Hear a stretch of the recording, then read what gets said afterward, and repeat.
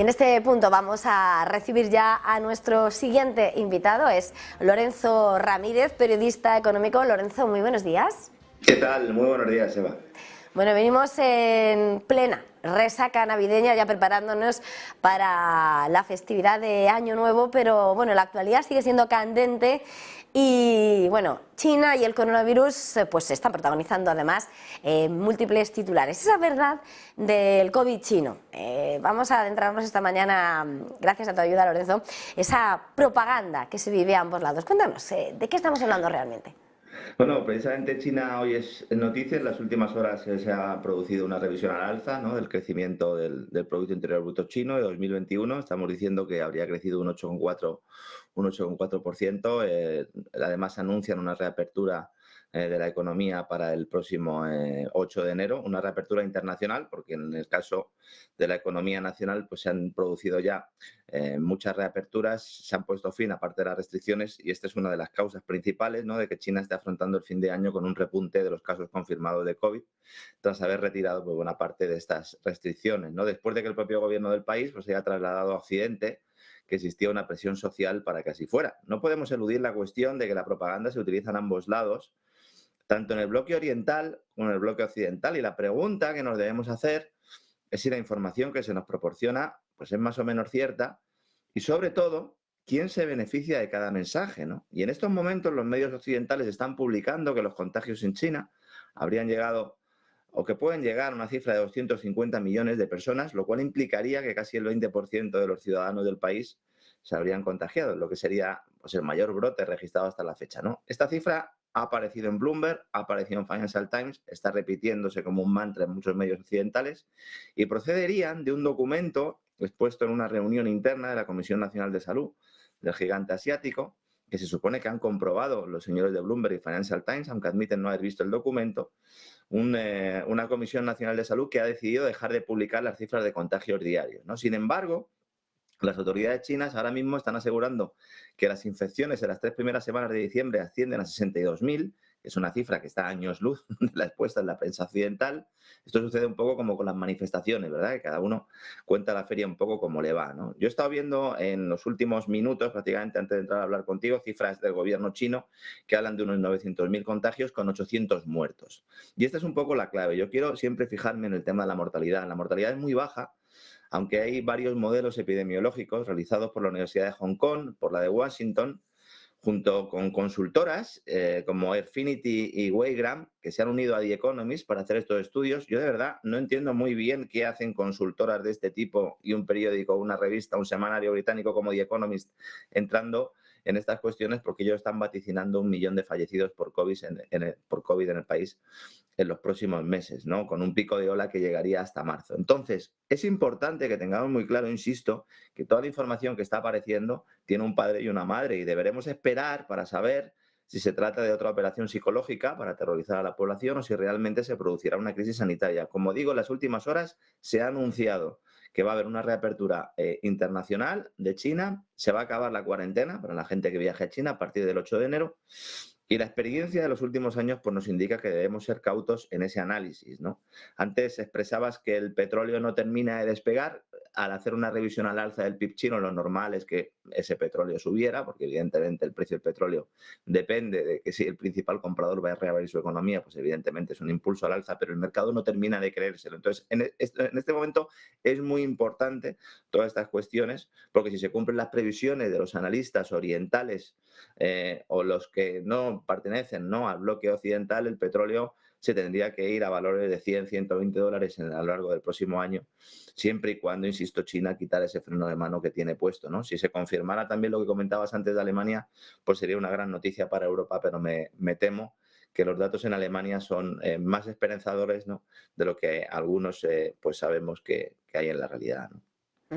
Esa realidad que ponemos siempre bajo lupa cada día y que en esta ocasión también, además en una jornada también en la que los titulares, es verdad, inundan también esa ola polar, ese frío que llega finalmente en invierno, y en esos confinamientos climáticos el Reino Unido que avanza en esa pesadilla orwelliana.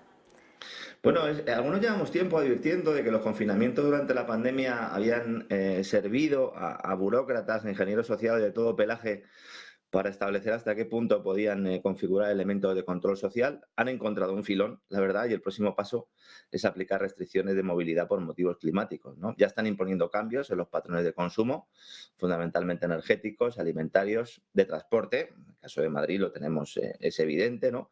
Y ahora ya se plantean, como dices, confinamientos climáticos. Ha habido mucha polémica porque en Reino Unido, el condado de Oxford, aparece una serie de informaciones en Reino Unido que luego se han extendido también por el resto del mundo, planteando que había un proyecto piloto que, con la excusa de limitar el tráfico en varias ciudades, pues iba a restringir la movilidad de vehículos privados. Incluso se establecía que iba a haber algún tipo de control biométrico de la gente, ¿no?, de los propios residentes.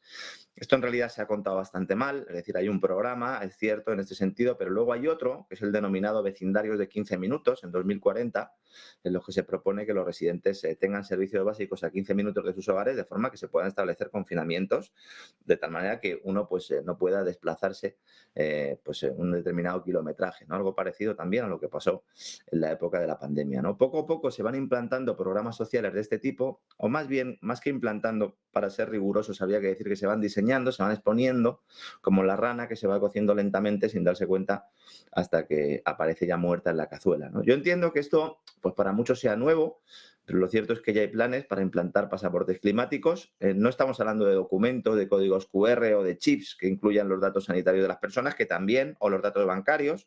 Las divisas digitales de Banca Central van un poco por esta línea, pero ya el tema de las asignaciones personales de carbono ya está sobre la mesa, y algunos pues pretenden que sirva para restringir el comportamiento, sentando pues las bases de un auténtico camino de servidumbre, ¿no? Por emplear un poco el título del libro de Hayek, en el que todos pues tengamos un crédito verde que iríamos gastando en función de nuestra actividad vital, de nuestras elecciones personales.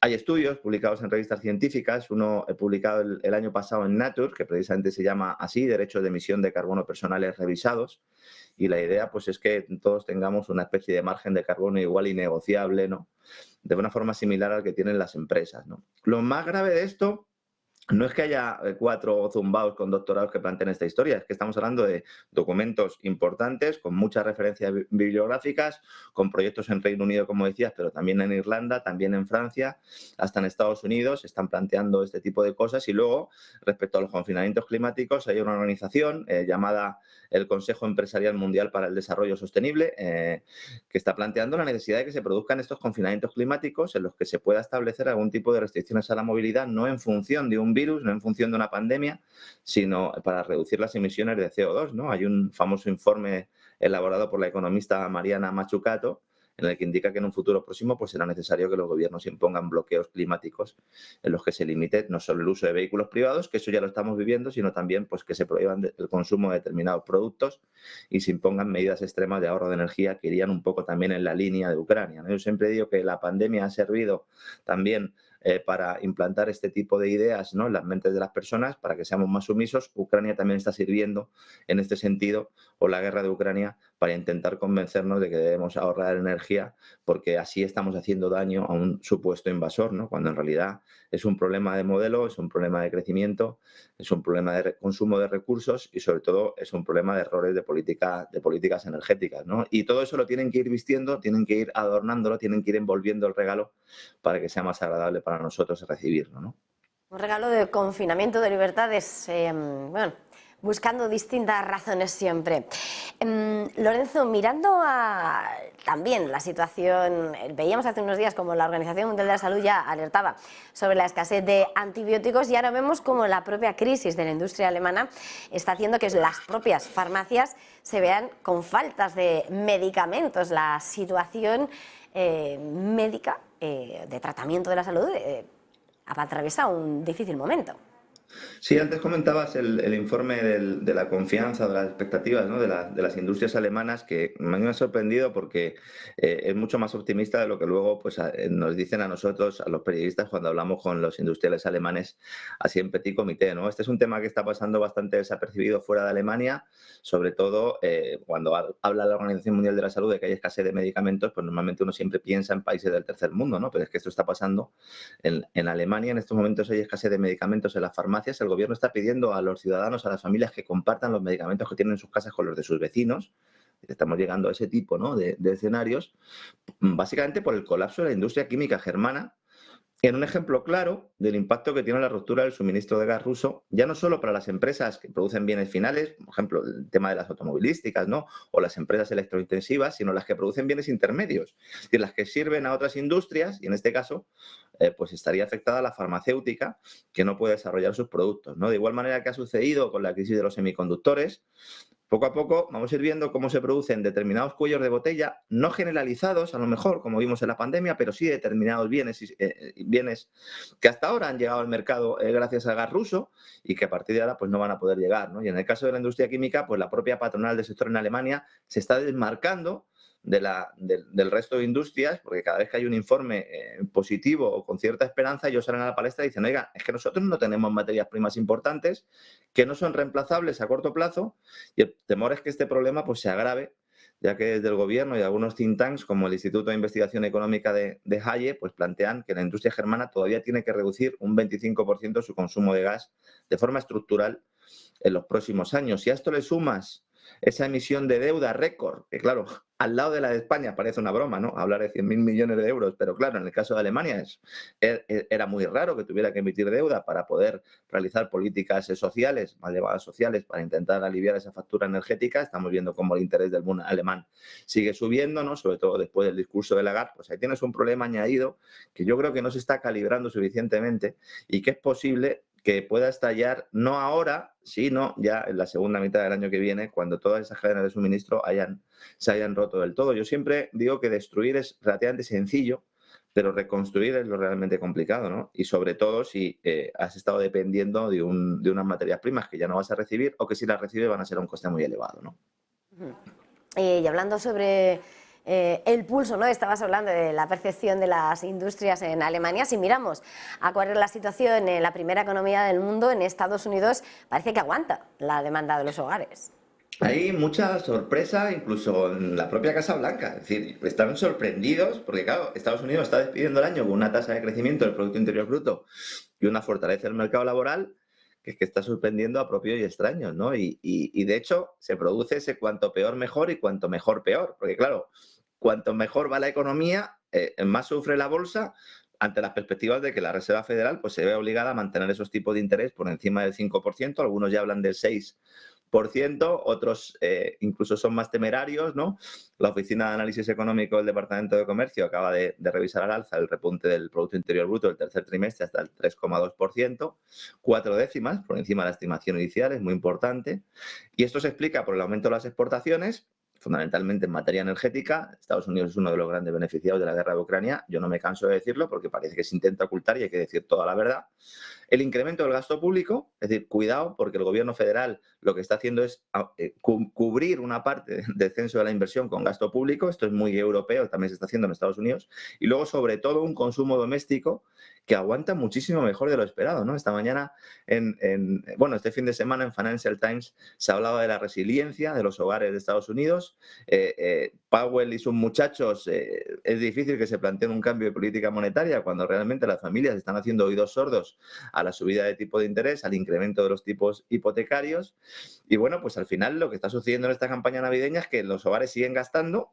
A pesar de todos estos elementos que estamos hablando aquí, el comercio minorista espera elevar sus ventas entre un 6 y un 8% estas Navidades, superando los récords ya del pasado junio. Si uno mira el índice de confianza del consumidor de la Conference Board, ve que está en su mayor nivel de los últimos 8 meses, ¿no? Y bueno, la propia Mary Daly, la responsable de la Reserva Federal de San Francisco, hablaba de sorpresa hace unas horas sobre este aumento de consumo doméstico que se apuntala en el hecho de que el mercado laboral sigue en pleno empleo. Entonces aquí la gran clave es, una vez que vaya ya traduciéndose esa subida de tipo de este año, se supere ese decalaje de 3, 6, 8 meses, cada uno lo pone en una cifra y realmente empiece la economía de Estados Unidos a destruir puestos de trabajo en términos netos, habrá que ver si se mantiene realmente este punch, ¿no? Hay muchas familias que todavía mantienen ahorro prepandémico, pero hay otras que están tirando de tarjeta de crédito y se está abriendo una brecha ahí importante que iremos viendo durante la primera mitad de 2023, según Citigroup en su último informe plantea que en el primer semestre todavía tendrá tirón de demanda interna a Estados Unidos y que habría que mirar al segundo semestre de 2023